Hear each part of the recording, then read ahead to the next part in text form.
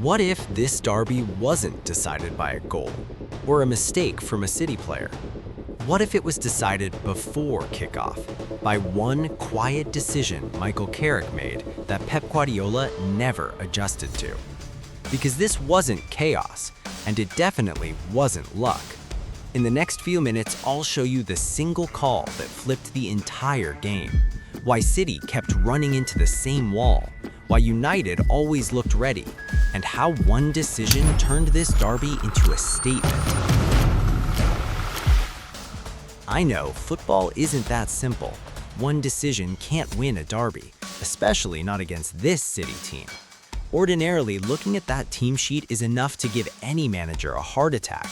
You've got the raw, explosive power of Antoine Semenyo on one side, the 1v1 nightmare of Jeremy Doku on the other, and Erling Haaland, the ultimate predator, sitting right at the top.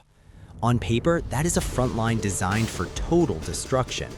For the first 20 minutes, it felt like the same old story.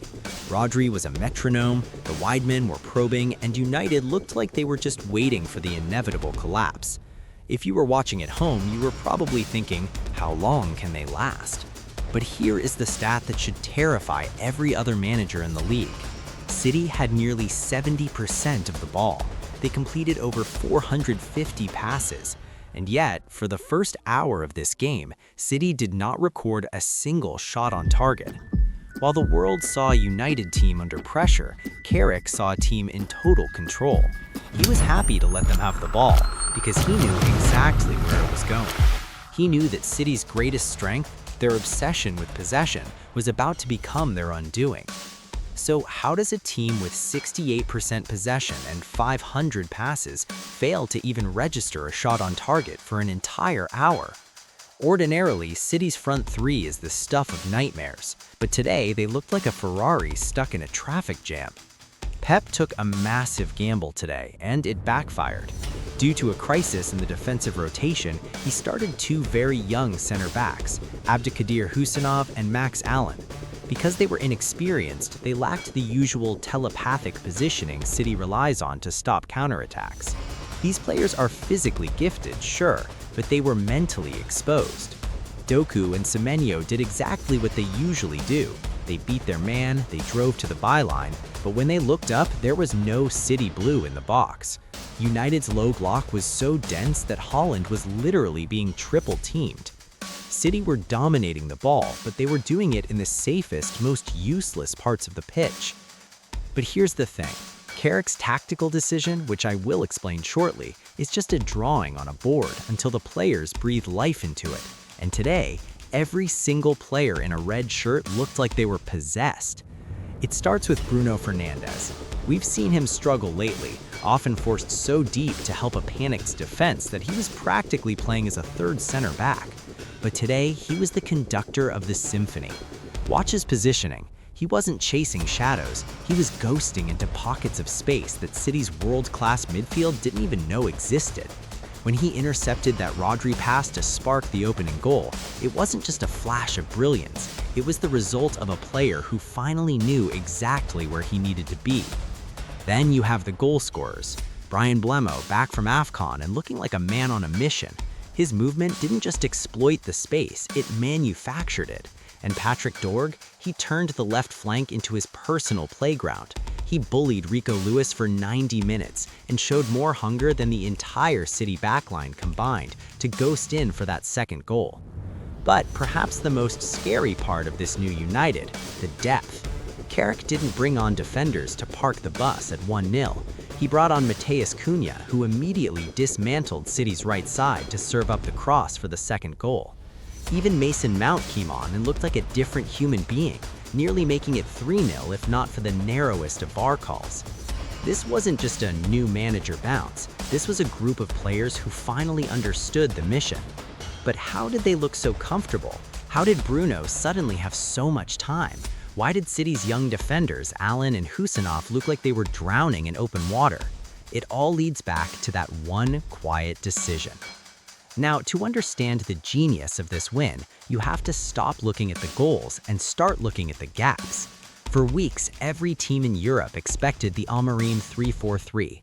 It's modern, it's trendy, and most importantly, it's exactly what Pep Guardiola spent 72 hours preparing to dismantle.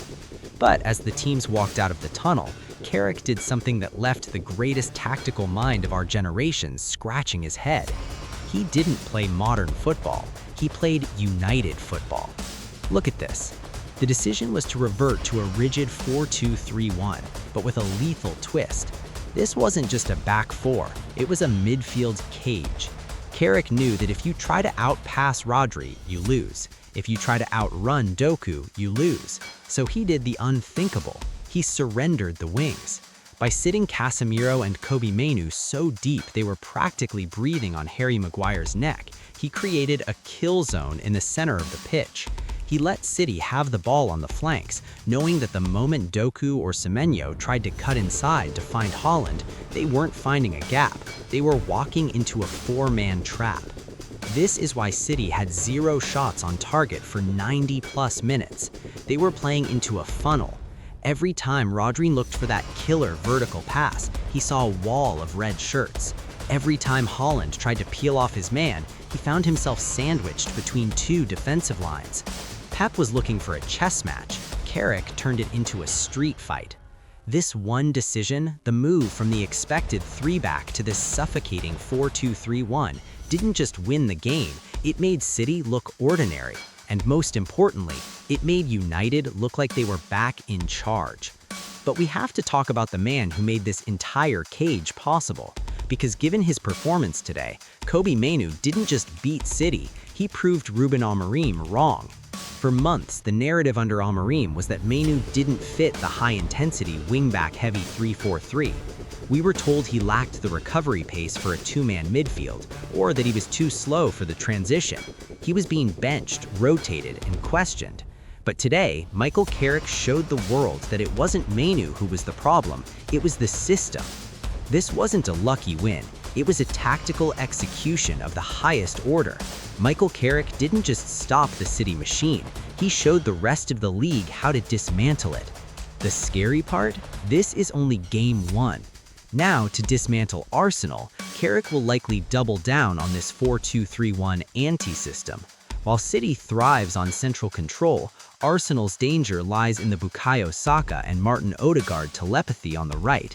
Expect Carrick to use an asymmetric block, keeping Patrick Dorgu pinned deep to double-team Saka, while baiting Arsenal's high line into a foot race with Mbeumo. If United can replicate the midfield cage to isolate Rice and Merino, Arsenal will dominate the ball but find no entry points. Carrick has turned United into a tactical chameleon, and Arsenal is currently preparing for a ghost. If you think Carrick is the man to lead United permanently, drop a GGMU in the comments. And if you want to see how this same system is going to cause a nightmare for Arsenal next week, make sure you're subscribed. Because for the first time in a long time, Old Trafford isn't just a stadium again, it's a fortress.